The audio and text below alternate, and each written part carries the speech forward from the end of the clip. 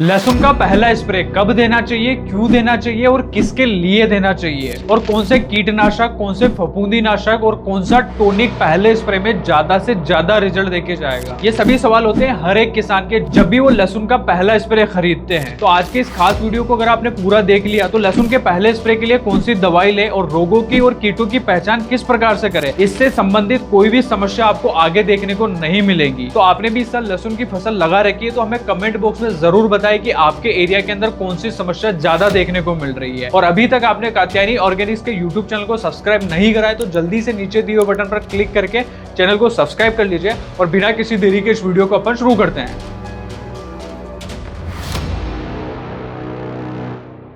किसानों, तो लहसुन की फसल अभी के समय लगभग 20 से 25 दिन की अवस्था पर आ चुकी है और यही वह सटीक समय है जब आपको लहसुन की फसल के अंदर पहला स्प्रे देना चाहिए, क्योंकि लहसुन की इसी अवस्था पर सबसे ज्यादा थ्रिप्स की समस्या देखी जाती है और उसके साथ ही साथ में फफूंद जनित रोगों में ब्लाइट की समस्या, मतलब कि जो पौधे की पत्तियां ऊपर से जो है वो जलने की शिकायत देखने को मिलती है। पत्तों में पीलापन भी आपको काफी ज्यादा देखने को मिलता है और साथ ही साथ में जो रस चूसने वाले कीट जो रहते हैं ना, वो लगातार पत्तियों में से रस चूसते हैं। उसी कारण पत्तियों में जो क्लोरोफिल है ना वो घटता जाता है और उसी कारण से जो लहसुन का पौधा है ना वो धीरे धीरे करके कमजोर होता जाता है। अब किसानों, तो लहसुन की जो फसल है ना उसके अंदर जैसे ही अपन पहला पानी देते हैं या फिर पहली खाद जब उपयोग में लेते हैं ना, तो उसके अंदर एक समस्या सबसे ज्यादा देखने को मिलती है, वो है टिप ब्लाइट। यानी कि जो लहसुन की जो पत्तियां है ना वो ऊपर से जलना शुरू करती है और जब ऊपर से जलना शुरू करती है ना तो जलती जलती जलती नीचे की ओर आ जाती है और उसी कारण से जो पौधा रहता है वो पूरा कमजोर होता हुआ दिखाई देता है। अब ये जो समस्या है ना ये मुख्यतः थ्रिप्स के कारण आती है। अब ये जो थ्रिप्स रहता है ना ये पत्तियों में से लगातार रस चूसता है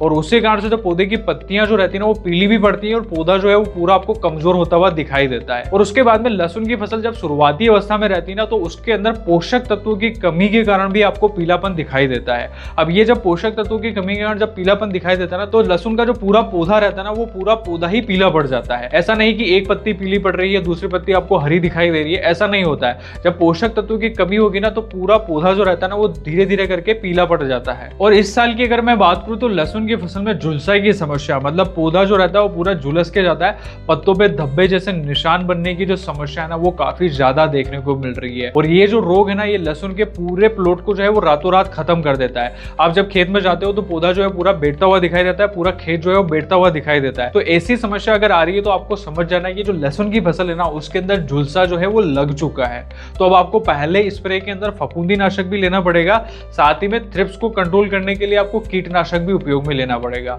और इन दोनों की समस्याएं अच्छे से कंट्रोल हो, पौधे के अंदर अच्छी बढ़वार हो, इसके लिए इसके साथ में आपको पहले स्प्रे में आपको प्लांट ग्रोथ प्रोमोटर, जिससे पौधे की जो ग्रोथ है ना वो ज्यादा से ज्यादा बढ़े, वो भी आपको इनके साथ में उपयोग में लेना ही पड़ेगा। तो किसान मित्रों, वीडियो में आगे बढ़ते हैं और बात करते हैं आपको पहले स्प्रे के अंदर कौन कौन से उत्पाद उपयोग में लेने हैं। तो सबसे पहले आपको कीटनाशक के अंदर प्रोफसिप को उपयोग में लेना है, दूसरा आपको फफूंदनाशी मेटामेनको को उपयोग में लेना है और तीसरे उत्पाद के अंदर आपको प्लांट ग्रोथ प्रमोटर जिसके अंदर टॉनिक जो है वो उपयोग में लेना है और इस टॉनिक के अंदर आपको कात्यायनी भन्नाट को ही उपयोग में लेना है। अब ये जो पहले स्प्रे के अंदर अपन प्रोफसिप ले रहे हैं इसके अंदर प्रोफेनोफोर 40% प्लस साइफरमेथ्रिन 4% ईसी फॉर्म में पाया जाता है। अब ये जो कीटनाशक है ना ये कई प्रकार के कीटों पे काम करता है, लेकिन जब अपन लहसुन की फसल के अंदर इसे उपयोग में लेते हैं ना तो ये थ्रिप्स के ऊपर सबसे अच्छे रिजल्ट दिखाता है। और ये जो प्रोफसिप है ना ये इसी फॉर्म में आता है, उसी कारण से इसके अंदर गैसी एक्शन भी होती है। अब ये जो थ्रिप्स रहता है ना ये लहसुन की जो पत्तियां रहती है ना उसके अंदर छुप के बैठा रहता है, पत्तियां जहां से तनों से निकलती है ना तो उसके अंदर जाके बैठ जाता है। उसी कारण से जब अपन ईसी फॉर्म वाली दवाई उपयोग में लेते हैं ना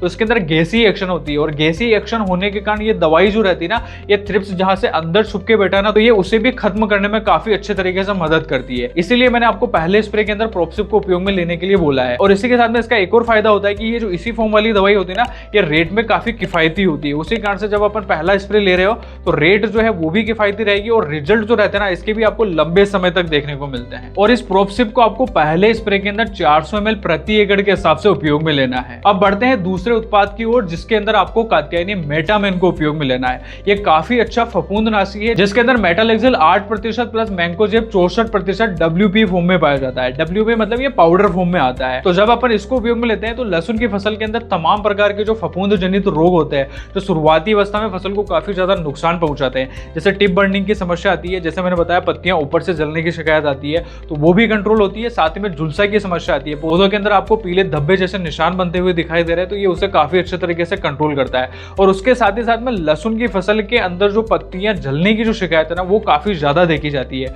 और पत्तों के अंदर फफूंद जनित रोग लगने के कारण पत्तों में पीलापन भी काफी आता है। तो ऐसी कंडीशन पर ये मेटामेनको जो रहता है ना ये शुरुआती अवस्था में काफी अच्छा रिजल्ट दिखाता है और फसल पर इसका रिजल्ट जो रहता है ना वो लंबे समय तक देखने को मिलता है। और रही बात इसके उपयोग की मात्रा की तो आप इसे भी 400 ग्राम प्रति एकड़ के हिसाब से उपयोग में लें। और ये जो मेटामेनको रहता है ना इसकी एक और खास बात होती है कि इसके अंदर डबल टेक्निकल आते हैं, तो ये सिस्टेमिक और कॉन्टैक्ट दोनों तरीके से काम करता है। तो इसके संपर्क में जो भी फफूंद जनित रोग आएंगे ना वो भी पूरी तरीके से खत्म होंगे और साथ ही साथ में अगर फंगस जो है वो पौधे के अंदर तक जा रही है तो ये उसे अंदर तक रिकवरी लाने में काफी अच्छे तरीके से मदद करता है। अब किसान मित्रों बात करते हैं आखिरी उत्पाद यानी कि प्लांट ग्रोथ प्रमोटर के बारे में, जिसे किसान अपनी आम भाषा में टोनिक भी बोलते हैं। तो पहले स्प्रे के अंदर जब अपन टोनिक उपयोग में लेते हैं ना तो ये सबसे पहले क्या काम करता है ना, जो थ्रिप्स के कारण और फफूंद जनित रोगों के कारण पौधे की जो बढ़वार है वो रुकी हुई ना, चाल जो रुकी हुई ना, ये उसे बढ़ाने में मदद करता है। पौधों के अंदर अच्छा हरापन लेके आता है, बढ़वार जो है वो तेज बढ़ाता है। और इस टोनिक के अंदर आपको कात्यायनी भन्नाट को उपयोग में लेना है। अब ये जो भन्नाट है ना इसके अंदर आपको सीवीड एक्सट्रैक्ट भी मिल जाएगा और उसके साथ ही साथ में इसमें अमीनो एसिड की भी मात्रा पाई जाती है, जिससे क्या होता है ना लहसुन की जो पत्तियां रहती है ना उसके अंदर काफी अच्छा हरापन भी आता है। पौधे की जो शुरुआती अवस्था में जो बढ़वार चाहिए होती है, फुटाव जो चाहिए होती है,